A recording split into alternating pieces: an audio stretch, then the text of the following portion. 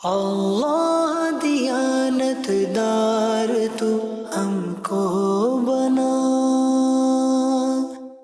الحمدللہ رب العالمین والصلاة والسلام علی خاتم النبیین اما بعد فاعوذ باللہ من الشیطان الرجیم بسم اللہ الرحمن الرحیم الصلاة والسلام علیک یا رسول اللہ وعلی آلک واصحابک یا حبیب اللہ الصلاة والسلام علیک یا نبی اللہ وعلی آلک واصحابک یا نور اللہ۔ امیر المؤمنین مولا کائنات شیر خدا علی المرتضیٰ رضی اللہ تعالی عنہ ارشاد فرماتے ہیں کہ جب کسی مسجد کی طرف سے گزرا کرو تو رسول اکرم صلی اللہ علیہ وسلم پر درود پاک پڑھ لیا کرو۔ صلو علی الحبیب صلی اللہ علی محمد صلی اللہ تعالی علیہ وآلہ وسلم۔ مدنی چینل کے ناظرین، پروگرام ہے بازار اور کاروبار۔ یوسف سلیم بھائی اور ہم اس پروگرام میں آپس میں گفتگو کرتے ہیں بازار اور کاروبار کے تعلق سے۔ آج کا موضوع بڑا دلچسپ ہے۔ موضوع آپ میں جو واقعہ بیان کر رہا ہوں اس سے آپ سمجھ جائیں گے کہ ہم کس موضوع کی طرف، کس ٹاپک کی طرف آپ کو لے جانا چاہ رہے ہیں۔ امیر اہل سنت دعوت برکاتہ علیہ کا یوسف بھائی ایک بڑا ہی بہترین رسالہ ہے اشکوں کی برسات۔ اس میں امیر سنت نے ایک یہ واقعہ لکھا ہے۔ آپ فرماتے ہیں پر رونق بازار میں ریشم کے کپڑے کی ایک دکان پر اس دکان کا خادم مشغول دعا ہے اور اللہ تعالیٰ سے جنت کا سوال کر رہا ہے۔ صحیح۔ یہ سن کر مالک کے دکان پر رقت طاری ہو گئی، آنکھوں سے آنسو جاری ہو گئے، یہاں تک کہ کن پٹیاں اور کندھے کانپنے لگے۔ مالک کے دکان نے فوراً دکان بند کرنے کا حکم دیا، اپنے سر پر کپڑا لپیٹا اور جلدی سے اٹھے اور کہنے لگے افسوس، ہم اللہ پر کس قدر جری یعنی نڈر ہو گئے ہیں کہ ہم میں سے ایک شخص صرف اللہ تبارک و تعالی سے اپنے دل کی مرضی سے اللہ سے جنت مانگتا ہے۔ یعنی یہ تو بہت ہمت بھرا سوال ہے۔ ہم جیسے گناہ گاروں کو تو اللہ سے اپنے گناہوں کی معافی مانگنی چاہیے۔ یہ مالک کی دکان بہت زیادہ خوف خدا کے حامل تھے۔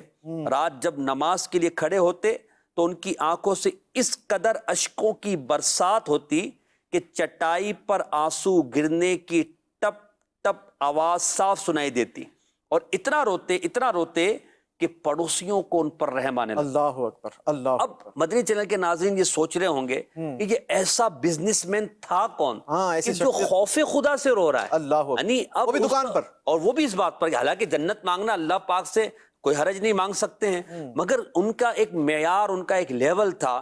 جی ہاں مدنی چینل کے ناظرین، جس شخصیت کے بارے میں، جس بزنس مین کے بارے میں ہم بات کر رہے ہیں یوسف بھائی، وہ فقط بزنس مین نہیں تھے بلکہ وہ عالم تھے، نہیں بلکہ وہ عالم گر تھے۔ انہوں نے اپنے خرچے سے نہ جانے کتنوں کو عالم و امام بنا دیا۔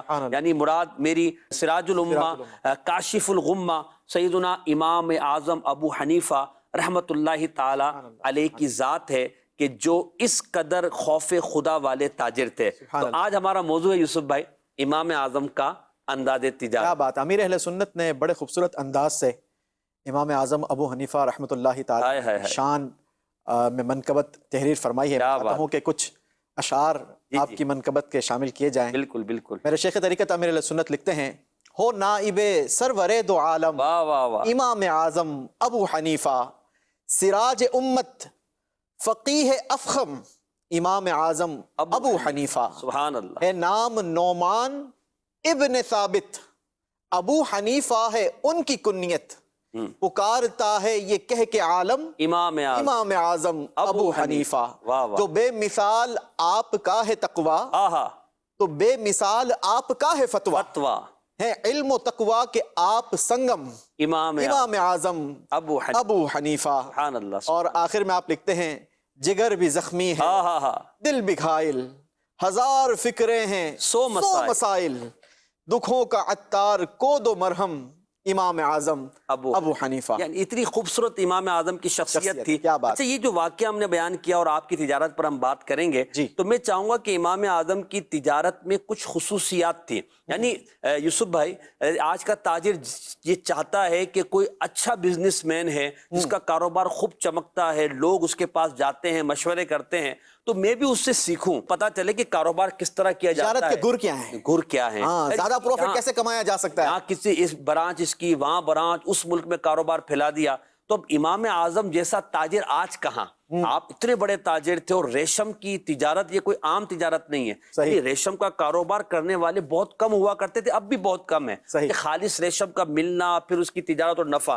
تو امام اعظم کے حوالے سے مورخین نے لکھا کہ آپ کی تجارت کے 4 خوبصورت اصول تھے۔ تو میں ایک اصول پیش کرتا ہوں، پھر اس پر ڈسکس کرتے ہیں، مزید آپ انشاءاللہ بات کریں۔ امام اعظم کے حوالے سے لکھا ہے کہ آپ کے اندر حرص و طمع یعنی لالچ نہیں تھا، آپ لالچ سے بچ کر تجارت کیا کرتے تھے، اس سے سخت نفرت تھی آپ کو لالچ سے۔ ایک تو وجہ اس کی تھی کہ آپ کو اللہ پاک نے شروع سے ہی، یعنی آپ کے والدین جو آپ کے آبا و اجداد تھے وہ بھی تجارت کرنے والے تھے، ایک تاجر گھرانے میں آپ پیدا ہوئے، تجارت کے حوالے سے یا عام روٹین میں حرص و طمع سے آپ بچتے تھے۔ اب حرص و طمع کے بغیر تجارت کرنا یہ ہے مشکل۔ سب سے پہلے تو محسن بھائی اس میں سمجھنا یہ ہے کہ حرص و طمع ہوتا کیا ہے۔ جی جی، آج بدقسمتی کے ساتھ اگر دیکھا جائے نا تو ہماری دین سے یا ہماری یوں کہا جائے کہ دینی معلومات سے دوری اس قدر بڑھ گئی ہے کہ ہمیں بسا اوقات بیسکس نہیں آ رہے ہوتے، ہمیں نہیں پتا کہ یہ طمع، یہ حرص یہ کس بلا کا نام ہے۔ تو سب سے پہلے تو سمجھتے ہیں کہ طمع، یہ لالچ، اس کی تعریف کیا ہے۔ کسی چیز کو حد درجے دلچسپی کی وجہ سے نفس کا اس کی جانب راغب ہونا، صحیح، یہ لالچ کہلاتا ہے۔ ٹھیک ہے۔ اچھا، اب یعنی بہت زیادہ آپ اس کی طرف متوجہ ہو جائیں اور ایک مطلب جو دلی ایک ہمارا جو رجحان ہے وہ اس کی طرف مائل ہو جائے۔ صحیح۔ اچھا، ایک چیز یہ ہے کہ قرآن اگر پڑھتے ہیں نا تو قرآن میں ہمیں یہ ملتا ہے کہ وہ احضرت الانفس الشح، ہاں، دل جو ہے یہ لالچ کے پھندے میں ہے۔ یہ قرآن نے کہہ دیا کہ بائی بلٹن انسان جو ہے نا، جی جی، جو انسان کو کیا گیا ہے، اس کی کریشن ہے، وہ اس کے دل کے اندر لالچ رکھی گئی ہے۔ ٹھیک ہے، ٹھیک ہے، وہ احضرت الانفس الشح، دل انسان کے جو ہے وہ لالچ کے پھندے میں ہے۔ اس سے بچنا، اب ایک طرف ہم کہہ رہے ہیں کہ طمع، لالچ یہ بری چیز ہے، دوسری طرف قرآن کہہ رہا ہے کہ بھائی بائی بلٹن انسان کے دل کے اندر لالچ رکھی گئی ہے۔ تو سمجھنا یہ ہے کہ بیسیکلی لالچ کتنے طرح کی ہوتی ہے، کن کن طریقے کی لالچ ہوتی ہے۔ صحیح۔ تو لالچ کے علماء نے 2 ایکسپیکٹس بیان کیے، ٹھیک ہے، ایک ہے بری لالچ اور ایک ہے اچھی لالچ۔ صحیح۔ بری لالچ کیا ہے؟ بری لالچ یہ ہے کہ جناب مارکیٹ میں سب سے زیادہ پروفٹ، سب سے زیادہ بکری، سب سے زیادہ سیل میری ہونی چاہیے، اس میں حلال و حرام کے بھلے کوئی تمیز نہ ہو۔ وہ تو مطلب سمجھدار ہے ہر بندہ، تو سب سے زیادہ پروفٹ مجھے ہونا چاہیے۔ صحیح۔ کسی کو نقصان ہوتا ہے تو ہو جائے، کوئی ڈوبتا ہے تو ڈوب جائے، کوئی مرتا ہے تو مر جائے، کسی کے ساتھ جو کچھ ہوتا ہے وہ ہو جائے، مجھے میرا نفع سے غرض ہے، ہمیں اپنا پروفٹ ملنا چاہیے۔ یہ بری لالچ ہے۔ صحیح۔ ایک لالچ جو اچھی لالچ ہے، اگر ہم امام اعظم ابو حنیفہ کی زندگی پر انشاءاللہ آگے چل کر اس پر بھی گفتگو کریں گے، آپ جہاں ایک کامیاب بزنس مین تھے وہیں پر آپ زبردست متقی، پرہیزگار اور عبادت گزار بھی تھے۔ یعنی آپ کی جو زندگی میں ہم نے اصول بیان کرے نا، اس میں ایک اصول یہ بھی ہے آپ کی اچھا کہ آپ بہت زیادہ ذکر اللہ کرنے والے، واہ واہ واہ واہ، یعنی ایک کامیاب بزنس مین، عبادت گزار، تجارت کے ساتھ ساتھ قرآن کی تلاوت، اور وہ کتنی تھی وہ انشاءاللہ ہم بیان کریں گے۔ آپ ابھی لالچ پر بات، لالچ کا میں بیان کر رہا ہوں نا بھائی، دیکھیں آج کے تاجر کی وہ کیا ہوتی ہے، چاہت کیا ہوتی ہے کہ مجھے زیادہ سے زیادہ پروفٹ ہو۔ جی۔ امام اعظم کے بارے میں ملتا ہے کہ ایک بار مدینہ منورہ سے تاجر پہنچا بغداد، صحیح، ٹھیک ہے، اور وہ ایک خاص کام کے لیے آیا تھا۔ جی۔ اس کام کے اندر اس نے ایک خاص قسم کا کپڑا بھی خریدنا تھا۔ ٹھیک ہے۔ اب وہ گیا مارکیٹ کے اندر، اپنا کام بھی کیا، اور خاص وہ جو کپڑا اس نے تلاش کرنا تھا وہ اس نے مختلف دکانوں پر پوچھنا شروع کیا۔ جب اس نے پوچھا نا تو اسے 2-3 دکانداروں نے یہی بتایا کہ بھائی یہ کپڑا جو تمہیں چاہیے نا، یہ بڑا اسپیشل کپڑا ہے، اور تم فلاں دکان پہ چلے جاؤ، وہ امام اعظم ابو حنیفہ کی شاپ ہے، ٹھیک ہے، اور وہاں پر جانا نا تو پھر آپ بے خطر جانا۔ صحیح۔ آج بھی آپ دیکھیں گے ہماری مارکیٹ میں بہت سارے ایسے کاروباری شخص ہوتے ہیں کہ جن کے بارے میں مشہور ہوتا ہے کہ یار یہ اس کی دکان سے جو سودا ملے گا نا، یہ آپ کو پرفیکٹ ملے گا، بالکل، نہ اس میں جھوٹ ہوگا، نہ اس میں کوئی دھوکہ ہوگا، نہ ہی یہاں پر آپ سے زیادہ بھاؤ لیا آپ جائے گا۔ آنکھیں بند کر کے آپ آنکھیں بند کر کے لے سکتے بھاؤ تاؤ کرانے کی ہیں۔ کوشش ضرورت نہیں ہے آپ کو، اوکے آپ کو ضرورت نہیں ہے زیادہ باتیں کرنے کی، آپ کو جو چاہیے نا وہاں جا کر بولنا، آپ کا کام ہو جائے گا۔ ٹھیک ہے۔ خیر وہ آیا تھا مدینہ منورہ سے، وہ پہنچ گیا امام اعظم ابو حنیفہ کی شاپ پر۔ جب وہ شخص شاپ پر پہنچا تو اس وقت اتفاق سے امام اعظم شاپ پر موجود نہیں تھے، اچھا آپ شاپ سے کہیں گئے ہوئے تھے۔ وہاں پر آپ کا ایک شاگرد موجود تھا۔ ٹھیک ہے۔ اچھا اس نے اس شاگرد سے کپڑا مانگا۔ اچھا وہ ان کو امام اعظم سمجھا ہوگا ہاں، کہ بھائی وہ- چلو آنر تو یہی ہے نا جو دکان پہ بیٹھا ہے۔ ظاہر ہے کہ جو دکان پر ہے جو مشہور تھا، ہو سکتا ہے کہ اس نے یہی سمجھا۔ صحیح۔ اچھا جناب، اب اس نے جو اپنا ڈیمانڈ تھا وہ اس نے کپڑا ڈیمانڈ کیا، شاگرد نے لا کر تھان سامنے رکھ دیا۔ ٹھیک ہے۔ اس نے پوچھا کتنے کا ہے؟ کہا 1000 درہم کا۔ اس نے خوشی خوشی پیسے دیے، تھان لیا اور چلا آپ کو گیا۔ بتایا تھا نا کہ یہاں بھاؤ تاؤ کرنے بھاؤ تاؤ کرنے کی ضرورت نہیں ہے، اس کو ایک مائنڈ سیٹ مل چکا تھا۔ خیر وہ چلتے چلا گیا۔ صحیح۔ کافی دن گزر گئے۔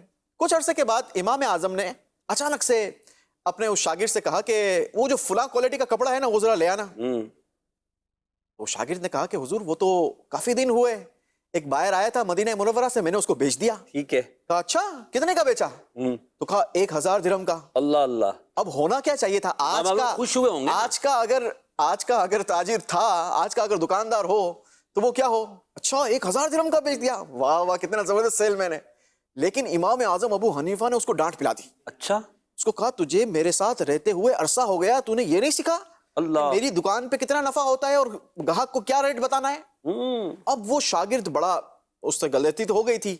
اب امام اعظم ابو حنیفہ نے 1000 درہم اپنے شاپ سے لیے صحیح۔ اور مدینہ منورہ کا سفر اختیار کیا۔ اللہ اکبر اللہ اکبر۔ کافی دن گزر گئے ہیں، ایسا نہیں ہے کہ وہ دکان سے لے کر گیا ہے اور ابھی وہ مارکیٹ میں گھوم رہا ہوگا تو کہیں سے پتا چل جائے گا تو بھائی وہ ہماری جو ہے وہ بات خراب ہو جائے گی، نہیں، کافی دن گزر گئے۔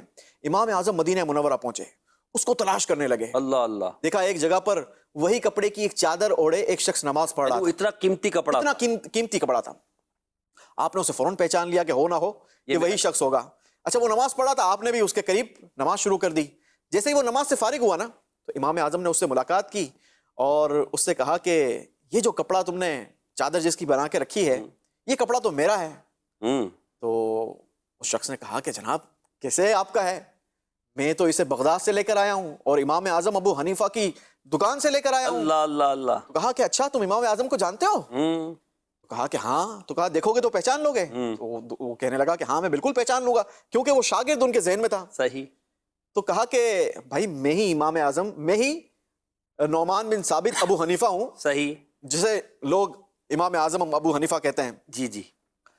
اور معاملہ یہ ہے کہ میرے شاگرد نے آپ کو جو یہ سودا بیچا تھا یہ 1000 درہم کا بیچ دیا تھا، حالانکہ اس کی قیمت جو ہے وہ 400 درہم تھی۔ اللہ، 600 درہم کم۔ 600 درہم کم تھی۔ اوہو۔ تو یا تو آپ جو ہے نا یہ مجھے کپڑا واپس کر دو صحیح۔ اور اپنے یہ 1000 درہم لے لو۔ اس نے کہا حضور میں نے تو استعمال کر لیا، میں نے پہن لیا ہے اور میں خوش ہوں، میں نے سوچ سمجھ کے لیا ہے۔ صحیح۔ کہا نہیں، یہ میرے کاروبار کا اصول نہیں ہے، اللہ اللہ اللہ۔ مجھے یا تو آپ یہ کپڑا واپس کر دو، پیسے لے لو، یا پھر جتنے کا یہ کپڑا ہے اتنے پیسے میرے پاس رہ کر باقی کے پیسے آپ لے لو۔ سبحان اللہ۔ اس شخص نے کہا چلیں بھائی آپ جو ہے وہ مجھے وہی بقیہ پیسے ہی واپس دے دیں، 600 اب یہ میں نے جو ہے وہ کپڑا آپ کو واپس نہیں کرنا۔ اللہ اللہ تو اللہ۔ یہ آپ کا انداز تھا، لالچ سے یہ بچنے۔ آپ کیسی، مطلب ایک تھے نا انسان کے دل میں لالچ ہے کہ یار مجھے کوئی نہ کوئی فائدہ ہو جائے، کسی طریقے سے فائدہ ہو جائے، کوئی ایسی ٹرک مل جائے کہ جس سے میرا مال زیادہ مہنگا بکے۔ یاد رکھیے گا پیارے آقا علیہ الصلوۃ والسلام کی حدیث مبارکہ ہے، حضرت سیدنا انس بن مالک رضی اللہ تعالیٰ عنہ سے روایت فرمایا، آپ لکھتے ہیں کہ پیارے آقا علیہ الصلوۃ والسلام نے فرمایا اگر ابن آدم کے پاس سونے کی 2 وادیاں بھی ہو تب بھی یہ تیسری وادی کی خواہش کرے گا، اللہ اللہ۔ اور ابن آدم کا پیٹ قبر کی مٹی ہی بھر سکتی۔ اللہ، یعنی اب دیکھیں ایک طرف تو حدیث پاک یہ فرما رہی ہے، دوسری طرف قرآن پاک کی آیت آپ نے پڑھی، جی، اور تیسری طرف ہم دیکھ رہے ہیں امام اعظم ابو حنیفہ کا انداز۔ اور پھر میں اور آپ اپنے آپ پر غور کریں، مدنی چینل کے ناظرین جو ہمارے بزنس مین افراد ہیں وہ غور کریں کہ لالچ سے بچ کر کاروبار کرنا یہ کتنا مشکل کام ہے، مگر امام اعظم نے اپنی زندگی کا جو اصول بنایا اور اس پر چلے اور اس پر عمل کر کے دکھایا۔ اچھا ہمارے یہاں بھی ہوتا ہے نا اصول بنتے ہی ٹوٹنے کے لیے، ہم لوگ کہتے ہیں معاذ اللہ کہ اصول بنتے ہی ٹوٹنے کے لیے، حالانکہ ایسا نہیں، اصول تو عمل کے لیے بنائے جاتے ہیں۔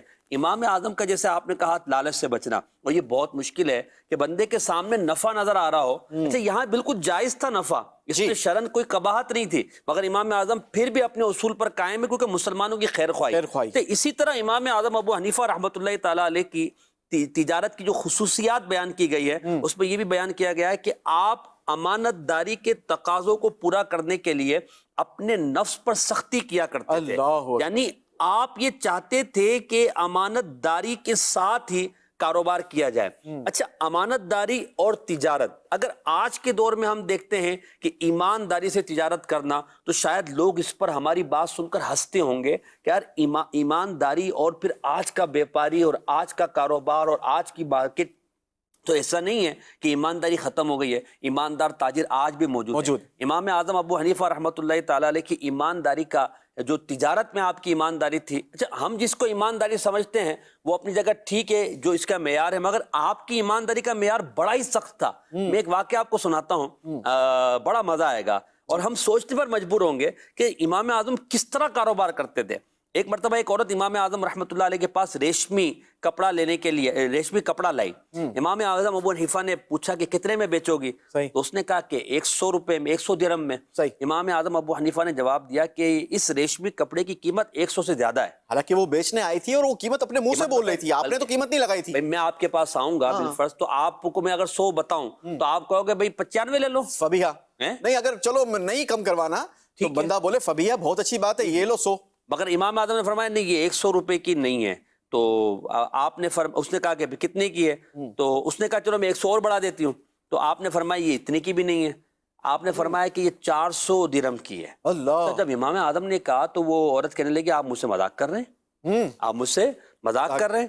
تو امام اعظم ابو حنیفہ رحمۃ اللہ تعالی علیہ نے وہ جواب دیا کہ میں تم سے مذاق نہیں کر رہا، تم دوسرے دکاندار سے پوچھ لو، تمہیں یقین نہیں آتا تو برابر میں چلے جاؤ کہ اس کی قیمت کیا ہے. تو وہ عورت آپ کے کہنے پر دوسرے دکاندار کے پاس گئی تو دوسرے دکاندار نے اس کپڑے کو 500 درہم میں خرید لیا. اللہ! یہ مطلب آپ کی ایمانداری، یعنی حالانکہ آپ چاہتے ہیں، کون نہیں چاہتا کہ سستا سودا مجھے مل جائے.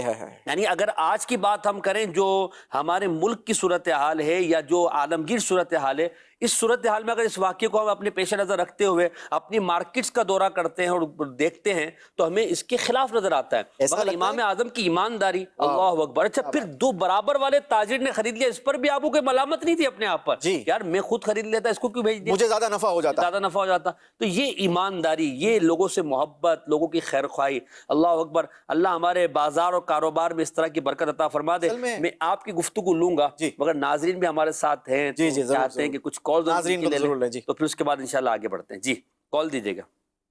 میرا سوال ہے کہ یقیناً تجارت امانت، دیانت اور سچائی کے ساتھ ہونی چاہیے، جیسا کہ ہمارے امام اعظم تجارت کیا کرتے تھے. آپ یہ بتائیے ان ساری خوبیوں کے ساتھ تجارت کے لیے ایک تاجر کو کیا کرنا چاہیے؟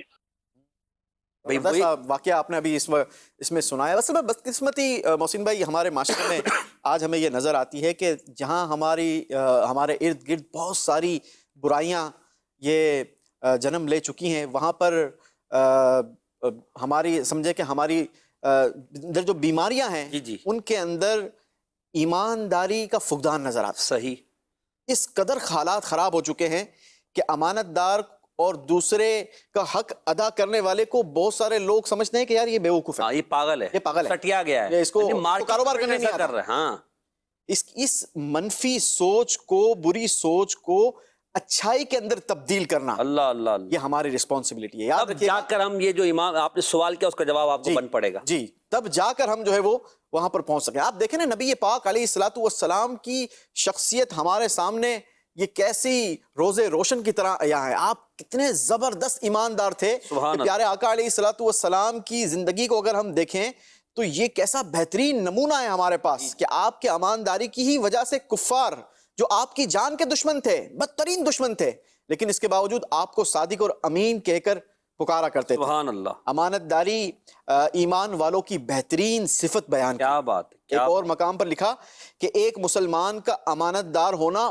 بہت زیادہ ضروری ہے، کیونکہ پیارے آقا علیہ الصلوۃ والسلام نے فرمایا کہ جو امانت دار نہیں اس کا کوئی ایمان نہیں. اللہ اکبر. یعنی وہ کامل ایمان والا نہیں. اب آپ غور کر لیں کہ ہم اپنے آپ کو ایک طرف تو ایماندار بھی کہتے ہیں، مسلمان بھی کہتے ہیں، پھر جو ہے وہ امانت داری میں کمزوری. تو یہ پھر ساتھ میں یہ نا جیسے آپ نے سوال کیا تو یقیناً ہر ایک کے ذہن میں سوال آتا ہے. تو اب ہمارا جو پروگرام آپ دیکھ رہے ہیں یا بازار اور کاروبار کی جو پچھلی اقساط ہیں، آپ یوٹیوب پر جا کر، فیس بک پر جا کر آپ دیکھیں تو ہم یہی تو بیان کر رہے ہیں کہ ہمیں کس طرح کاروبار کرنا اور کیسے آگے بڑھنا ہے تاکہ ہم جو ہے سچائی کے ساتھ، امانت داری کے ساتھ اور شریعت کے تقاضوں کے مطابق کاروبار کر سکیں. اچھا، امانت داری کا ایک اور بھی پہلو ہے. جی امانت داری صرف اور صرف یہ مال کے اندر ہی نہیں ہے، بلکہ مفتی احمد یار خان نعیمی رحمۃ اللہ تعالی علیہ فرماتے ہیں کہ اللہ پاک اور اس کے بندوں کے وہ حقوق جو ہمارے ذمے ہوں اس کی حفاظت اور ادائیگی ہم پر لازم ہے. اللہ اکبر. اور انہیں امانت کہتے ہیں. اس سے معلوم ہوا کہ اللہ کریم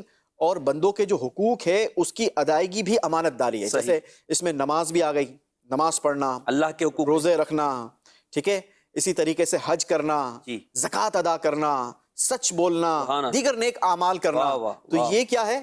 یہ امانت داری ہے. کس کی ہے؟ اللہ پاک، حقوق اللہ ہے. اس کی امانت داری ہے، ہمیں پوری کرنی ہے. اسی طریقے سے انسان کے اعضاء، مثال کے طور پر ہماری جو آنکھ ہے، ہماری جو زبان ہے، ہمارے ہاتھ وغیرہ، یہ بھی اللہ پاک کی امانت ہے.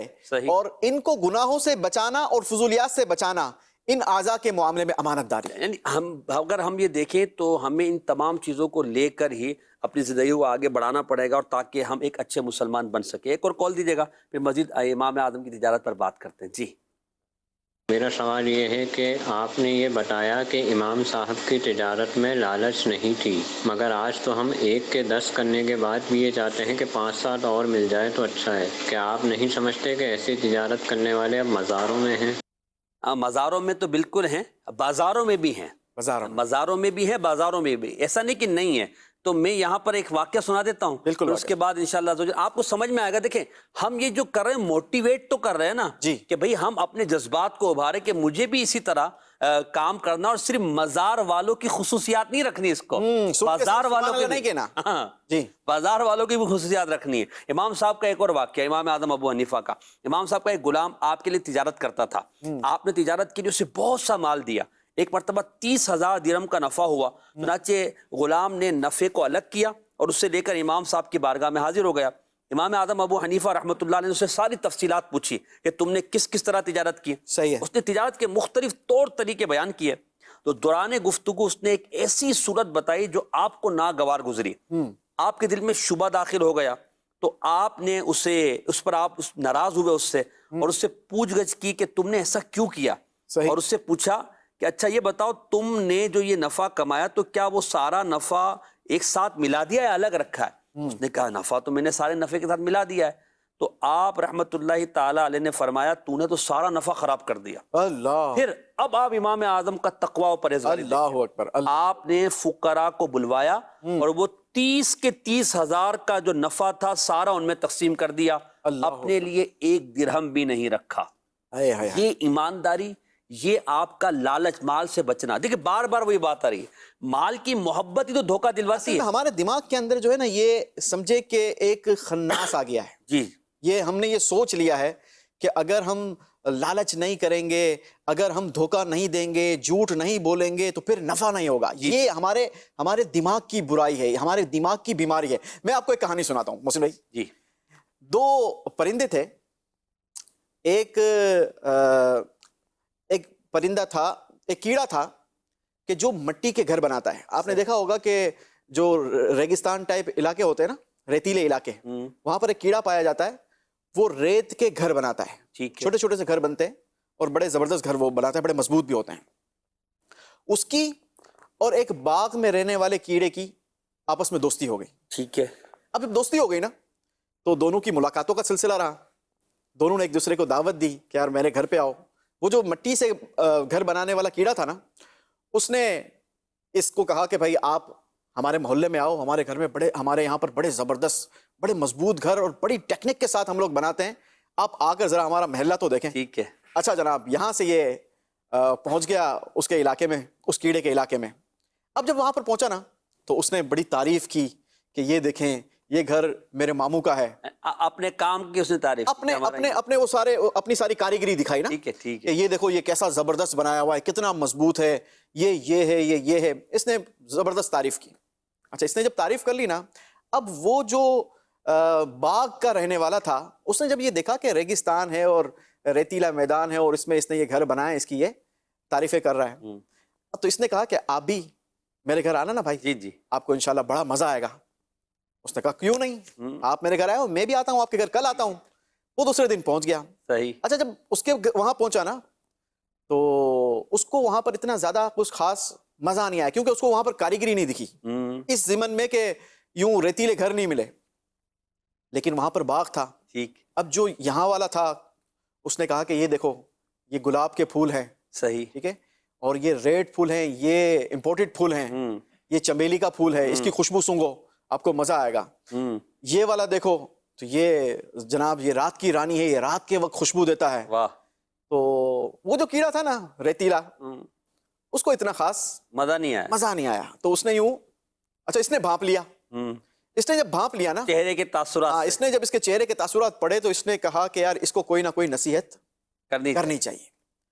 تو اس نے کہا کہ اصل میں مجھے ایسا لگتا ہے کہ شاید آپ کو میرا یہ گلشن دیکھ کر مزہ نہیں آیا.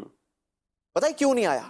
کیونکہ تمہارے دماغ کے اندر وہ جو ریتیلے گھرولے بسے ہوئے ہیں نا وہ آپ کے دماغ کے اندر بسے ہوئے ہیں, جس کی وجہ سے تمہیں یہ پورا گلشن لے لہاتا گلشن خوشبودار گلشن یہ سمجھ نہیں آ رہا. صحیح. تو ہماری بھی یہ بیماری ہو گئی ہے. ہماری مارکیٹ کے دماغ کے اندر یہ ریتیلا بھوسا بھر گیا ہے.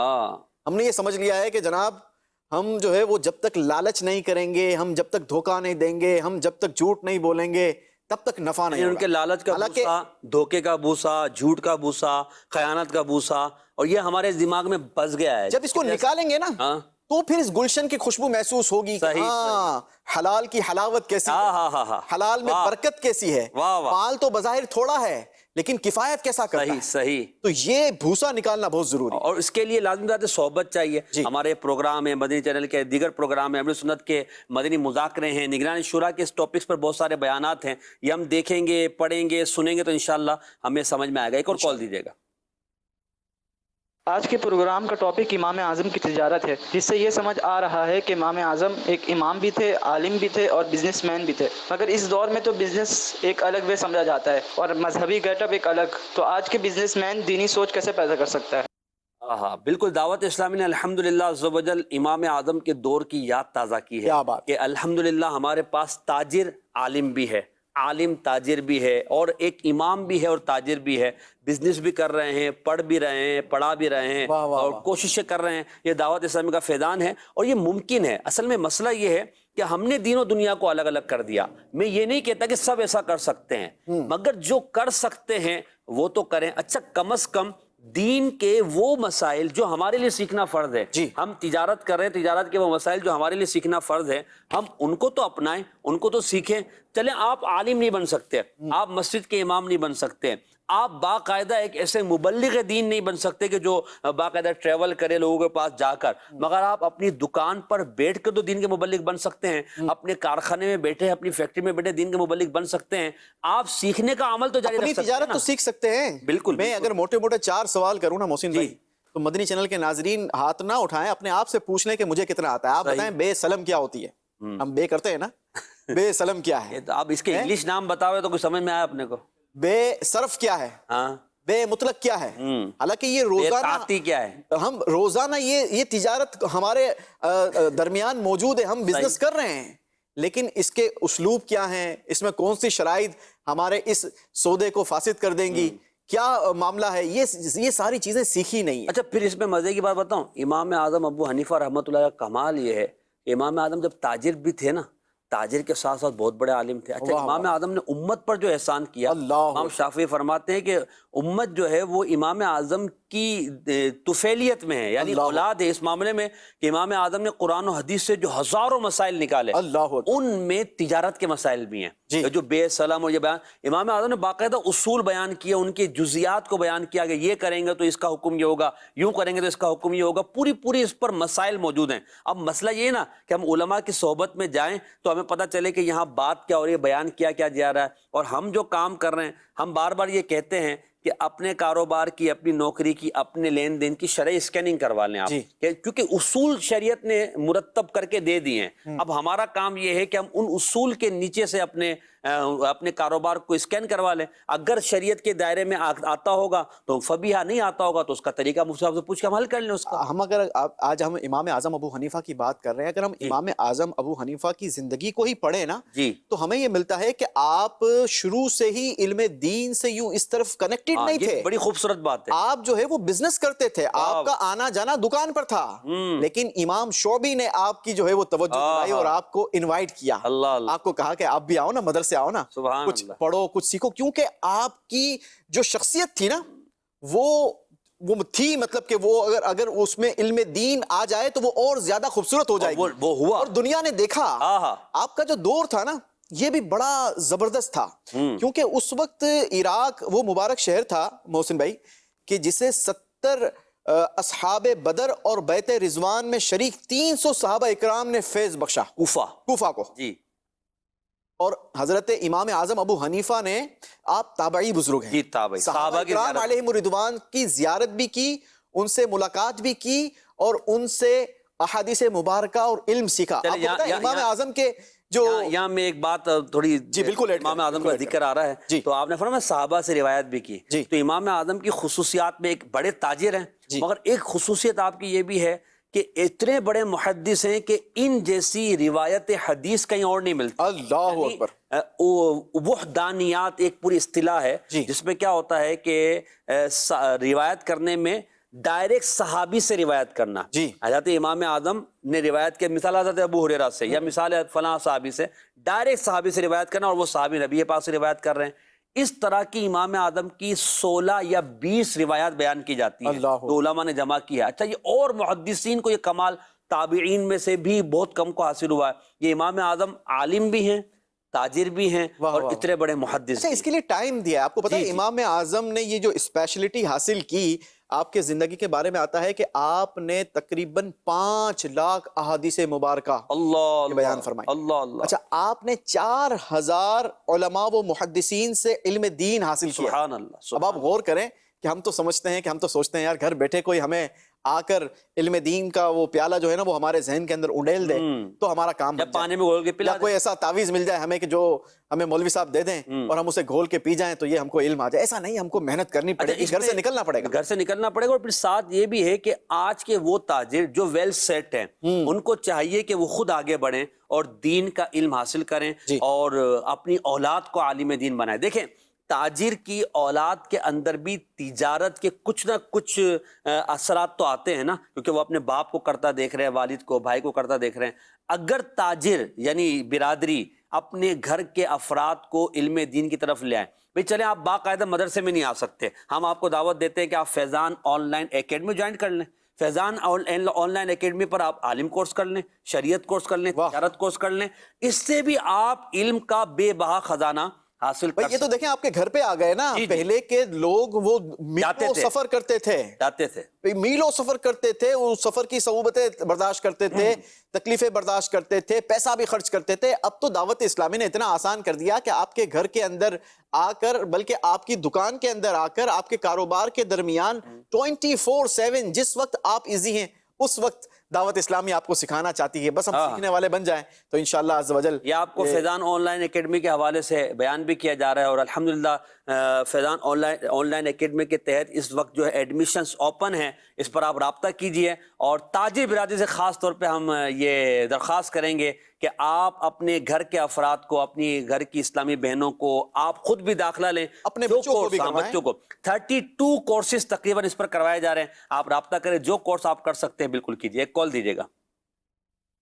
میرا آپ سے ایک سوال ہے. میں بھی ایک تاجر ہوں اور امام ابو حنیفہ بھی ایک تاجر تھے، مگر ان کی اور ہماری تجارت میں کیا فرق ہے کہ وہ بزنس کے ساتھ ساتھ دین کے خدمتگار بھی تھے اور قرب الہی پانے والے بھی تھے، اور ہم ٹھہرے دنیا دار، تو لہٰذا اس پہ کچھ ارشاد فرمائیں. بالکل آپ نے صحیح کہا. دیکھیں، تجارت کا فرق تو آپ نے خود بتا دیا. امام اعظم ابو حنیفہ رحمۃ اللہ تعالیٰ کی تجارت، ہماری تجارت، ہماری زندگی میں بڑا فرق ہے. امام اعظم کی تجارت کا تیسرا اصول ہم ڈسکس کریں تو شاید ان کا جواب ہو جائے گا. تیسرا اصول یہ ہے کہ امام اعظم کو کثرت سے اللہ پاک کو یاد کرنے والے، دین کو روزہ رکھنے والے، اور رات کو آپ رضی اللہ تعالیٰ عنہ نوافل پڑھنے والے. کیسی عبادت کا آپ کا انداز تھا. آپ نے 30 سال تک رات کو ایک رات میں پورا قرآن ختم کیا. اللہ اکبر. 30 سال تک مسلسل، اللہ اکبر، 30 سال تک آپ نے دن میں روزہ رکھا. سبحان اللہ، اپنی زندگی میں آپ نے 55 حج کیے. اللہ اکبر. اور آپ رحمت اللہ تعالی علیہ کے بارے میں یہ لکھا ہے کہ جس جگہ آپ کا وصال ہوا وہاں پر آپ نے 7000 مرتبہ قرآن کا ختم کیا. امام اعظم کا آپ کو انداز بتاتے ہیں. امام اعظم ابو حنیفہ رحمۃ اللہ تعالی علیہ یہ رمضان المبارک میں محسن بھائی 62 قرآن پاک پڑھا کرتے تھے. اللہ، اب یہ 62 ہوتے کیسے تھے؟ واہ واہ. آپ یہ 62 قرآن پاک، ایک قرآن پاک ختم فرماتے تھے دن میں، جی ایک رات میں، جی، اور ایک قرآن پاک آپ تراویح میں سناتے تھے، سبحان اللہ، اور ایک قرآن پاک آپ عید کے دن پڑھتے تھے. اللہ اللہ. 62 قرآن پاک آپ جو ہے وہ ختم کیا کرتے تھے. ہم نیت کر لیں انشاءاللہ ایک قرآن پاک ضرور تلاوت کریں گے. سبحان اللہ، سبحان. سارے ہمارے تاجر اسلامی بھائی، تاجر برادری، دیکھیں رمضان المبارک میں ویسے ہی بزنس کے ہمارے جو ٹائمنگز ہیں یہ کم ہو جاتے ہیں، تو ہم کیوں نہ اپنا رخ جو ہے وہ مسجدوں کی طرف، قرآن پاک کی طرف اپنے دل کو مائل کرنے کی کوشش کریں، قرآن پاک کو سمجھنے کی کوشش کریں. بہت ہی آسان ہو گیا. دعوت اسلامی نے بڑا ہی خوبصورت ایک پین قرآن انٹروڈیوس کیا ہے. آپ اسے لیں، آپ کو پڑھ کر مزہ آ جائے گا، بلکہ اس کو پڑھ بھی سکتے ہیں، سن بھی سکتے ہیں. سبحان اللہ. آپ اس کے اندر صرف نہ صرف تلاوت بلکہ اس کا ترجمہ، تفسیر، آپ سب کچھ سیکھ اور سکتے اس ہیں. کے متعلق مزید جو علوم ہیں، یعنی بہار شریعت ہے اور دیگر جو مفتیان کرام کی کلپس ہیں، تقریباً 29 نئے فیچر کے ساتھ یہ نیا فیضان قرآن انسائیکلوپیڈیا آیا ہے. اس کو آپ خریدیں گے انشاءاللہ آپ کو اس کا فائدہ ہوگا. اچھا، ہم یہاں بات کر رہے تھے امام اعظم جیسے سوال ہوا کہ آپ عبادت گزار بھی تھے اور تاجر بھی تھے، آج کے تاجر میں کیا فرق ہے؟ اچھا، امام اعظم گناہ سے بچ کر تجارت کرتے تھے. اچھا، ایک تاجر کی یہی خوبی ہوتی ہے یوسف بھائی، کہ گناہ سے بچ کر تجارت کرنا. کیونکہ دیکھیں تجارت ایک امر ہے جس کا حکم ہمیں شریعت دیتی ہے، اجازت دیتی ہے، تو اس کے پورے طریقے بیان کرتی ہے. تو اس کو اسی طریقے سے کرنا جتنی ہمیں شریعت نے اجازت دی ہے. امام اعظم ابو حنیفہ رحمۃ اللہ تعالیٰ کی تجارت کتنی خوبصورت تھی. آپ کے ایک کاروباری شریک یعنی پارٹنر تھے سیدنا حفص بن عبد الرحمن رحمۃ اللہ تعالیٰ علیہ، جو 30 سال تک آپ کی صحبت میں رہے. اچھا، فرماتے ہیں میں نے ایک طویل عرصہ امام صاحب کی صحبت میں گزارا، آپ کے ساتھ ملنا جلنا رہا. جیسے آپ سب کے سامنے ہوتے تھے ویسے ہی آپ تنہائی میں بھی ہوتے تھے. جن معاملات میں آپ شرعی نقطہ نظر سے کوئی خطرہ آپ کو نہیں معلوم ہوتا، ان سے بھی ایسے بچتے تھے جیسے خطرے والے معاملات سے بچتے تھے. اور اگر آپ کو کسی مال میں شبہ ہو جاتا تو اسے صدقہ و خیرات کر کے اپنے سے دور کر دیتے، اگرچہ سارا ہی مال کیوں نہ صدقہ کرنا پڑ جائے. یہی حضرت عبد الرحمن فرماتے کہ ایک مرتبہ مجھے آپ نے ایک کنزائنمنٹ دیا، مال دیا کہ آپ جاؤ، اور مجھے بتایا کہ دیکھو اس میں ایک کپڑا ایسا ہے کہ اس کے اندر عیب ہے، تو جب بیچو تو وہ عیب بتا کر بیچنا. پورے کنسائنمنٹ میں نہیں تھا، صرف ایک کپڑے میں تھا. آپ نے کہا کہ بیچنا، وہ چلے گئے. اچھا، اب انہوں نے سارا مال بیچ دیا، بھول گئے کہ کون سے کپڑے میں عیب تھا، بتانا بھول گئے. اچھا، مال وغیرہ بیچنے کے بعد وہ واپس آئے، امام اعظم کو انہوں نے نفع دیا، سارا بتایا. تو امام اعظم نے پوچھا کہ میں نے آپ سے کہا تھا کہ وہ جو عیب والا کپڑا ہے وہ بتا کر بیچنا. تو انہوں نے کہا اللہ، وہ تمہیں بھول گیا. امام اعظم ابو حنیفہ رحمۃ اللہ تعالی نے فرمایا اچھا کتنا نفع ہوا اس تجارت میں؟ تو آپ نے وہ سارا کے سارا نفع اس خوف سے کہ وہ جو عیب والا کپڑا بیچا ہے اس کے بدلے میں جو نقصان کے بدلے میں میرے پاس آیا رقم، وہ سارا کے سارا اللہ کے راہ میں خیرات کر دیا. حالانکہ جتنا نقصان تھا اتنا شریعت کہتی تھی کہ اس کے مالک تک پہنچانا اور جو اس کا شرعی حکم ہے. مگر یہاں پر امام اعظم کا تقوی، آپ نے وہ شعر پڑھا تھا امیر سنت کا، جو بے مثال آپ کا ہے فتویٰ تو بے مثال آپ کا ہے تقوی، ہے علم و تقوی کے آپ سنگم امام اعظم ابو حنیفہ. اب آپ دیکھیں نا کہ آپ کا جسم، جب آپ کے جسم کے اندر حرام تو دور کی بات شبہ کا مال بھی نہ ہو تو پھر اس جسم کی عبادت میں کیسی اس کو جو ہے وہ مزہ آئے گا. آپ کے بارے میں وہ بھی آتا ہے نا کہ وہ جو ایک بار کوفے کے اندر بھیڑیوں کا جو ریوڑ تھا، اس کے اندر ایک ایسی بھیڑ شامل ہو گئی جو غضب کیے ہوئے مال کی تھی.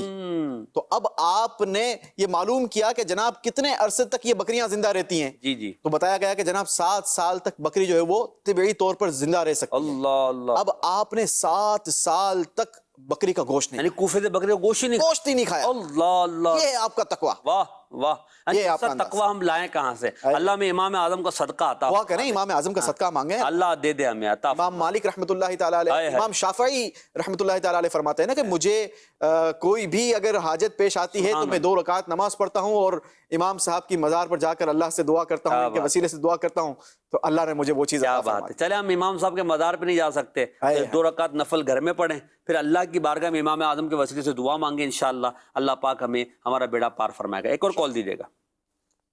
یقیناً حصول رزق کے لیے کوشش کرنا، بزنس کرنا ایک پسندیدہ کام ہے، اور اولیاء کرام نے بھی تجارت کی ہے۔ آج کا تاجر اور اسلاف کی تجارت یہ ایک ایسا ٹاپک ہے جس کو ہم سوچتے ہیں تو خیال آتا ہے ہم تو ویسی تجارت نہیں کر سکتے، بس جتنا بچ سکتے ہیں بچ کر کر لیتے ہیں۔ کیا یہ خیال درست ہے یا ہمیں اس طرز کی تجارت کے لیے کوشش کرنی چاہیے؟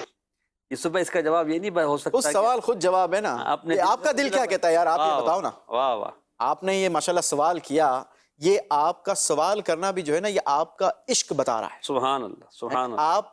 آپ جو کر رہے ہیں نا وہ آپ کا دل اس پر آپ کو تنبیہ کر رہا ہے کہ اس میں کچھ نہ کچھ کمزوری ہے، اس کو درست کرنے کی ضرورت ہے۔ آپ کا دل خود نہیں کہہ رہا، مجھے بتائیں، ہمارا دل خود بتا رہا ہے نا کہ یار یہ جو کمزوری ہے نا، یہ جو کمی ہے نا، اس کو پورا کر لو۔ جب دل جو ہے نا آپ کو کسی چیز پر بتائے کہ یہ غلط ہو رہا ہے تو یہ سمجھیں کہ اس کو درست کرنا بہت ضروری ہے۔ سبحان اللہ، یہ ہمارے لیے ایک بہترین رہنمائی ہے۔ یہ فرمایا خود ہمارا ضمیر جو ہے نا وہ ہمیں ملامت کر رہا ہے یا ہمیں بتا رہا ہے کہ یار ایسا نہ کرو، اور یہ بھی اللہ کی بڑی نعمت ہے بہت کہ بڑی ضمیر کسی کو ملامت کرے، جی، ورنہ بعض اوقات تو بندے کا ضمیر مر چکا جری ہو جاتے ہیں لوگ، اور وہ لوگ کہتے ہیں بھائی ٹھیک ہے جو ہوگا دیکھا جائے گا۔ ایسی کیفیت نہیں، اللہ ہمیں ایمان کی سلامتی عطا فرمائے۔ ہم امام اعظم کی تجارت پر بات کر رہے ہیں، امام اعظم کی تجارت کا ایک جو خوبصورت پہلو بیان کیا گیا کہ آپ کا دل بڑا سخی تھا اور بڑی سخاوت آپ کیا کرتے تھے۔ اچھا، سخاوت یوسف بھائی یہ بھی ہے کہ ہم غریبوں میں تقسیم کر دیں اور لوگوں کی مدد، مختلف انداز ہیں اس کے، انداز ہیں جی، مگر امام اعظم کی سخاوت کا انداز ہی نرالا تھا۔ میں ایک واقعہ سناتا ہوں، پھر آپ بھی کچھ ارشاد فرمائیں۔ امام ابو حنیفہ رحمۃ اللہ علیہ غریب افراد اور اپنے دوستوں کو جو خریدار خریدنے کے لیے آتے تھے ان سے نہ نفع لیتے تھے بلکہ نفع میں سے جو کچھ رقم مزید بڑھا کر ان کو دے دیا کرتے تھے۔ واہ، اب وہ کیسے ہوتا؟ ایک غریب عورت امام اعظم ابو حنیفہ رحمۃ اللہ علیہ کے پاس آئی اور کہنے لگی کہ ایمانداری کے ساتھ جتنی رقم کا کپڑا آیا نا اتنے میں مجھے دے دو۔ اچھا، ایمانداری۔ اچھا، آج اگر کوئی آ کے ایسا کہے تو وہ تو لازم بات ہے، اگر جو ٹھگ ہوگا تو وہ تو دھوکہ دینا، مگر امام صاحب تو ایماندار تھے نا۔ امام اعظم ابو حنیفہ نے کہا کہ 4 درہم میں لے لو۔ عورت نے کہا بوڑھی ہو تو مجھ سے مذاق کر رہے ہو؟ یعنی وہ اس کی قیمت اتنی کم تھی نہیں۔ امام اعظم ابو حنیفہ نے جواب دیا، بی اماں 2 کپڑے لے کر آیا تھا، ان میں سے ایک کپڑا کم قیمت پر فروخت کر دیا ہے، اس لیے اس کپڑے کی قیمت 4 درہم ہی بنتی، وہی مانگ رہا ہوں۔ واہ واہ واہ، سچائی تو دیکھیں، کیا بات ہے۔ اور یعنی اس غریب کے سوال، اسی قسم کا ایک اور واقعہ بھی وہ کتاب میں ملتا ہے کہ ایک بار آپ کا ایک دوست ایک اسپیشل قسم کا کپڑا مانگنے کے لیے آپ کے پاس آیا، تو اسپیشل قسم خاص کپڑا مانگنے کے لیے آیا آپ کی دکان پر پہ کہ حضرت وہ مجھے وہ کپڑا چاہیے۔ تو آپ نے کہا یار میرے پاس ہے نہیں، البتہ یہ ہے کہ تھوڑا دن انتظار کر لے، میرا کنسائنمنٹ آ رہا ہے تو اس میں وہ کپڑا ہوگا۔ ٹھیک ہے۔ اب جو ہے نا وہ تھوڑا دن گزرے، وہ دوست آیا، دوبارہ ملاقات ہوئی، تو امام اعظم نے کہا کہ وہ تمہارا کام ہو گیا ہے، وہ کپڑا تمہارا میرے پاس آ گیا ہے۔ صحیح۔ دوست نے کہا ٹھیک ہے مجھے کپڑا دے دو، کپڑا دے دیا، قیمت پوچھی تو امام اعظم نے کہا کہ 1 درہم۔ اچھا، دوست نے کہا یار مجھے کیوں یار، میں مطلب ٹھیک ہے اپنی مذاق ہماری دوستی ہے لیکن یوں مذاق تو نہیں کرو نا یار۔ تو امام اعظم نے کہا کہ نہیں ایسی بات نہیں ہے، میں 2 کپڑے 20 اشرفیوں اور 1 درہم میں خریدے تھے، ان میں سے سونے کے سکوں سے اور 1 درہم یعنی چاندی کے سکے سے۔ جی، تو ان میں سے ایک کپڑا جو ہے وہ 20 اشرفیوں کا بک گیا ہے۔ صحیح ہے۔ تو اب یہ کپڑا جو ہے نا اس کی قیمت 1 درہم ہوتی ہے، تو یہ میں جو ہے وہ تم کو 1 درہم میں دے دوں۔ اللہ اللہ، یہ آپ کا انداز تھا، خیر خواہی والا، سخاوت والا۔ آپ دیکھیں نا کہ بھائی ایک بزنس مین ہے، ہم بھی بزنس کرتے ہیں، ہمارے پاس بھی لوگ آتے ہیں کہتے ہیں یار ہمیں بھی کوئی چیز دے دو، ہمارا کیا انداز ہے اس پر ہمیں غور کرنا چاہیے۔ بالکل۔ اچھا، اب ہمیں اگر مثال کے طور پر امام اعظم ابو حنیفہ کی یہ جو سیرت، یہ واقعات، یہ جو بیان کیے جا رہے ہیں نا، یہ ہماری جہاں امام اعظم سے محبت میں اضافے کا سبب ہے، وہی ساتھ ہی ساتھ ہمارے لیے اس میں میسج ہے۔ ہمیں ان واقعات سے سیکھنا ہے اور اپنی زندگی کے اندر یہ اعمال کرنے کی کوشش کرنی ہے۔ صحیح، تب جا کر جو ہے وہ ان کی محبت کا حق ادا کریں. اصل تو یہ نا سن کر عمل کریں, عمل کر کے پھر اپنے آپ کو بہتر کرنے کی کوشش کریں, تبھی ہم جو ہے یہ سارا اپنی اندر بہتری لا سکیں گے. اچھا امام اعظم ابو حنیفہ کی تجارت پر ہم بات کر رہے ہیں, امانت داری, سخاوت, ایمانداری, پھر ہم نے ذکر کیا کہ خوف خدا, عبادت, پھر علم کا حاصل کرنا, پھر علمی. اچھا امام اعظم کے بارے میں یہ بھی بڑی خوبصورت بات ہے کہ اس پر بھی علماء نے بحث کی کہ امام صاحب اگر اتنے بڑے عالم تھے, اتنے مسائل کا آپ نے استخراج کیا, تو آپ تجارت کرتے کیسے تھے؟ تو اس کے حوالے سے علماء نے دو رائے بیان کی ہے. یہ تو اتفاق علماء کا اس بات پر کہ آپ نے آخری عمر تک تجارت کی ہے, تجارت سے آپ نے سبک دوشی نہیں کی, الگ نہیں ہوئے. اپنے ہاتھ سے مال کمانا بھی تو یہ بالکل ثواب کا کام ہے, ثواب کا کام ہے, بلکہ اس کے فضائل بیان ہوئے نا, اس کے ذریعے اوروں کا بھی تو فائدہ ہوتا ہے. جی. اچھا اب علماء نے لکھا کہ یا تو یہ کہ امام اعظم ابو حنیفہ روزانہ, یعنی جب آپ علم دین کی طرف آ گئے, محدث اور پڑھانا, تب بھی تجارت کے لیے جایا کرتے تو کچھ وقت دیا کرتے تھے. اور دوسرا یہ کہ آپ نے اپنے کاروبار میں ایک ایسا امانت دار شریک بنایا کہ جو آپ کی ہر معاملے میں مدد کرتا, دکان کو, کاروبار کو وہ سنبھالتا, امام اعظم نفع نقصان اور ساری چیزیں اور اس کے جو معاملات تھے, جو شرائط و اصول تھے, ان کو دیکھتے, اور یوں آپ دین کی خدمت بھی کرتے رہتے اور آپ کا سارا سلسلہ بھی چلتا رہتا تھا. اصل میں مینجمنٹ محسن بھائی ایک بہت یوں کہا جائے کہ زبردست آج کی ہماری ترقی یافتہ دور کے اندر بڑی آسانی کے ساتھ سمجھنے والا پہلو ہے کہ اگر ہم مینجمنٹ سیکھ جائے نا کہ کس طریقے سے ہم نے اپنے کاروبار کو مینج کرنا ہے, تو آج بھی آپ کو بہت سارے ایسے لوگ ملیں گے کہ جو تجارت بھی کر رہے ہیں اور دین اسلام کی خدمت بھی کر رہے ہیں.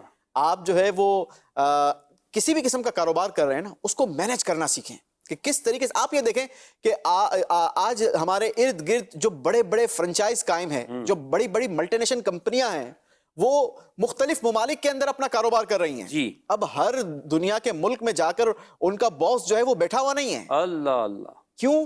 کیونکہ انہوں نے اپنے بزنس کو مینج کیا ہے. ٹھیک ہے. تو یہ اگر ہم مینجمنٹ سیکھ جائیں نا, تو ہم کاروبار بھی کر سکتے ہیں اور دین اسلام کی خدمت بھی کر سکتے ہیں. اور ایک اچھا تاجر, جو مسلمان تاجر ہے, وہ دین اسلام کا خدمت گار بنے تو کتنے لوگوں کو دین کی طرف لا سکتا ہے. اس کو ہم اگر سوچیں تو ہمارے ذریعے دین کا اتنا بڑا نفع ہوگا. اور حدیث پاک ہمیں یاد رکھنی چاہیے کہ اللہ تیرے ذریعے کسی ایک کو ہدایت دے دے, تیرے لیے دنیا و معافیہ, جو کچھ دنیا میں ہے اس سب سے بہتر ہے. تو ہمیں دین کا خدمت گار بھی بننا چاہیے. کال سنتے ہیں, پھر مزید اختتامی گفتگو کی طرف بڑھیں گے. جی. بازار اور کاروبار سلسلہ بہت ہی پیارا چل رہا ہے. محسن بھائی آپ سے میرا یہ سوال ہے کہ آج کل لوگ کاروبار میں جھوٹ بہت زیادہ بولتے ہیں, اور کاروبار جھوٹ بول کر کرتے ہیں. مجھے مثال کے طور پہ اتنے کی آئی ہے, وہ چیز کم کی آئی ہوئی ہوتی ہے, زیادہ جھوٹ بول کر بتا کر سیل کر رہے ہوتے ہیں. ہاں یہ دیکھیں, یہ مرض تو ہے جس پر ہم بات کرتے ہیں. یوسف بھائی کو, آپ کو, سب کو ہم کو تجربہ ہے. مگر ہم امام اعظم کے جو واقعات بیان کریں, امام اعظم تو وہ جو اس نے کہا نا, جتنے میں پڑھی اتنے میں دے دو, یہ کتنا یعنی سوال ہی کیسا تھا. اور اچھا وہ خریدنے والی بھی بڑی سادی تھی نا, اس کو پتا تھا کہ یہ ایماندار لوگ ہیں, اور آپ نے واقعات اتنے میں دے دی. اب یہ جو بات ہے کہ وہ دوسرا جو بیچنے کے لیے آیا تھا اور اس کی قیمت حالانکہ اس نے خود بتائی تھی کہ بھائی یہ 100 روپے کی ہے, تو امام صاحب نے کہا کہ نہیں اس سے زیادہ کا ہے, 500 درہم. 500 درہم میں وہ جا کے بکا. اللہ, یہ بھی ایک پہلو ہے نا. کیا بات ہے. اب یہی بات ہے کہ ہم وہی لالچ سے بچتے ہوئے اگر ہم کریں, یعنی اگر ہم اپنا ذہن بنا لیں کہ جو اللہ نے میرے مقدر میں لکھا ہے وہ مجھے ملے گا, منہ سے کوئی نہیں چھین سکتا. یعنی اگر جو گھاٹ میری دکان پر آنا ہے وہ آئے گا, چاہے میں کچھ بھی کر لوں. جتنا میری بکری آج ہونی اتنی ہوگی. یعنی اگر میرا آج سارا اسٹور خالی ہونا تو خالی ہو جائے گا, نہیں ہونا تو نہیں ہوگا. اگر ہم یہ ذہن بنا لیں اور لالچ سے بچتے ہوئے اپنا کاروبار کریں تو یوسف بھائی کتنی سکون کی زندگی ہو جائے. میرے مولا کائنات مولا علی مشکل کشا رضی اللہ تعالیٰ عنہ کا ایک واقعہ یاد آ گیا کہ آپ ایک بازار سے گزر رہے تھے. تو آپ ایک کام سے آپ نے جو ہے وہ ایک طرف جانا تھا. تو آپ نے ایک لباس پہنا ہوا تھا. صحیح. آپ نے باہر کھڑے جو چوکیدار تھا اس کو وہ لباس دیا اور کہا کہ میں ذرا کام نپٹا کر آتا ہوں, تم جب تک اس کی حفاظت کر لو. اچھا آپ نے سوچا کہ میں باہر نکل کر اس کی کچھ جو ہے وہ معاوضہ اس کو دے دوں گا. ٹھیک ہے. جب آپ باہر نکلے تو بندہ بھی غائب اور وہ کپڑا بھی غائب. اللہ اللہ. آپ بازار میں جب چلے تو تھوڑی دیر کے بعد دیکھا کہ بھائی ایک دکان پر وہ کپڑا لٹک رہا ہے. تو آپ نے اس دکاندار سے پوچھا کہ بھائی یہ تو کپڑا میرا ہے. کہا نہیں ابھی میں نے اس کو خریدا ہے. تو کہا اچھا کون بیچ گیا؟ تو کہا کہ وہ ایسا ایک بندہ آیا تھا اور اس نے بیچا. اچھا کتنے کا بیچا ہے؟ تو کہا کہ 2 درہم کا میں نے اسے یہ خریدا ہے. تو آپ وہاں پر جو ہے وہ آپ نے فرمایا کہ میں نے سوچا تھا کہ جب میں باہر نکلوں گا اللہ تو اس بندے کو 2 درہم دوں گا. اب اس کے نصیب میں تو یہ 2 درہم تھے, وہ مل گئے. اب اس نے جو ہے نا وہ لالچ کی اور اس لالچ نے اس کو غلط طریقے سے دلوا دیا. اللہ اللہ. جو اس کے نصیب میں ہے نا, وہ کہتے ہیں نا کہ نصیب سے زیادہ نہیں اور وقت سے پہلے نہیں. وہ اعلیٰ حضرت نے بڑی خوبصورت گفتگو کی نا, دانے دانے پہ جو لکھا ہے کھانے والے کا نام, وہ گندم جو جس پہ لکھا ہے وہ آٹا جس کا بنتا ہے, تو جو بہت سارے گندم کے دانے ضائع ہو جاتے ہیں ان پہ کسی کا نام نہیں لکھا ہوا. اور وہ گندم مثال آٹے میں جو ہم روٹی کھاتے, جو لقمہ ہم نے کھایا, اس لقمے میں شاید 10 گندم کے دانے ہوں گے جن کا حصہ ہوگا, ان میں 10 افراد کا حصہ ہوگا. تو جس کا جتنا حصہ لکھا ہے اتنا اس کو مل کر رہے گا. اگر ہم اپنا یہ ذہن بنا لیں, قرآن پاک کی وہ آیت وما من دابۃ فی الارض الا علی اللہ رزقها, زمین پر چلنے والا کوئی ایسا جاندار نہیں جس کا رزق اللہ نے اپنے ذمہ کرم پر نہ لیا ہو. یہ ذہن بنا لیں, ہمیں ہمارا رزق ملے گا. کوشش کرنی ہے, حرکت میں برکت ہے, مگر وہ کوشش شریعت کے دائرے میں رہتے ہوئے ہمیں کرنی ہے. ہم نے امام اعظم ابو حنیفہ رحمۃ اللہ تعالیٰ علیہ کی سیرت پر یہ جو پروگرام کیا ہے, تو اللہ کی رحمت سے ہم امام اعظم سے محبت کرتے ہیں کیونکہ ہم حنفی ہیں, اور دنیا میں یوسف بھائی کروڑوں حنفی پائے جاتے ہیں. بلکہ یوں کہا جائے کہ سب سے زیادہ فالوورز دنیا میں امام اعظم ابو حنیفہ رحمۃ اللہ تعالیٰ علیہ کے پائے جاتے ہیں. تو یہ غلط نہیں ہوگا. تو اس لیے ہم نے چاہا کہ چونکہ بازار اور کاروبار میں ہم بات کر رہے ہیں تو اپنے امام کی بات کیوں نہ کریں, کرنے کے حوالے سے بات کرنی چاہیے. بالکل کرنی چاہیے. اچھا, آپ کی زندگی کا محسن بھائی ایک بڑا زبردست پہلو کہ آپ کیونکہ فقہ کے امام تھے تو بڑے گمبھیر مسائل کو بڑی آسانی کے ساتھ آپ حل کر لیا کرتے. آپ کی عقل مندی کی واقعات کتابیں ہیں, خبر زبردست تھی. اللہ اکبر. ایک بار وہ ایک سمجھے چٹکلے جیسا ہی واقعہ ہو گیا. ہوا یہ کہ ایک شخص ہوتا ہے نا, بہت سارے لوگ باتوں باتوں میں قسم کھانے کے عادی ہوتے ہیں, بھائی اللہ کی قسم یہ نہیں کروں گا, اگلا ٹاپک ہمارا قسم ہی ہے, دکھاؤں گا. ہاں, تو اب جو ہے وہ اس شخص نے قسم کھا لی کہ اللہ کی قسم آج کے بعد میں انڈا نہیں کھاؤں گا. اچھا, اس شخص نے قسم کھا لی. اچھا, بیٹھا ہوا تھا گیدرنگ کے اندر. اب اس نے گیدرنگ میں بیٹھے بیٹھے ایک اور دوست سامنے سے آتا ہوا نظر آیا, تو پھر اس نے قسم کھا لی کہ بھائی اللہ کی قسم اس کے جیب میں جو ہے نا وہ میں ضرور کھاؤں گا. ایک طرف تو اس نے انڈے کی قسم کھا لی اور دوسری طرف اس کے جیب میں جو ہے نا وہ میں ضرور کھاؤں گا. اب جناب وہ جب دوست آیا محفل کے اندر تو اس کی تلاشی لی, تیرے جیب کے اندر کیا ہے؟ اللہ. اس کی جیب سے نکلا انڈا. اللہ. اب پریشان, کرے کیا؟ انڈا کھانا بھی نہیں ہے اور انڈا کھانا بھی ہے. نکلا اس کی جیب سے انڈا ہے, کرے کیا؟ بڑا پریشان. دوڑتے دوڑتے یہ جو ہے امام اعظم کی بارگاہ میں پہنچا. حضور یہ مسئلہ ہو گیا ہے, ایک طرف انڈا نہ کھانے کی قسم کھا لی ہے, دوسری طرف کھانے کی قسم کھا لی ہے, کروں تو کیا کروں؟ تو اب امام اعظم نے اس کی تربیت بھی کی ہوگی, صحیح, اور آپ نے جو ہے اس کا بڑا زبردست حل بتایا. کیا بات. آپ نے کہا کہ اس انڈے سے بچہ نکلوا لو, یعنی چوزا آ جائے تو اس چوزے کو بھن کے کھا لو تو تمہاری قسم بھی پوری ہو جائے گی, اور قسم جو آپ کھائی ہے تمہاری یہ بھی پوری ہو جائے گی. یہ آپ کا علمی مقام اور مرتبہ تھا, یہ آپ کی شان. ہم کیوں نہ کہیں ہمارے آقا ہمارے مولا امام اعظم ابو حنیفہ, اللہ کے ان پر کروڑوں رحمتیں ہوں, آمین, کہ ہماری مغفرت ہو. اللہ کریم ہم سب کو ایک اچھا تاجر بنائے اور حلال رزق ہمیں عطا فرمائے. آمین بجائے خاتم النبیین صلی اللہ علیہ وآلہ وسلم.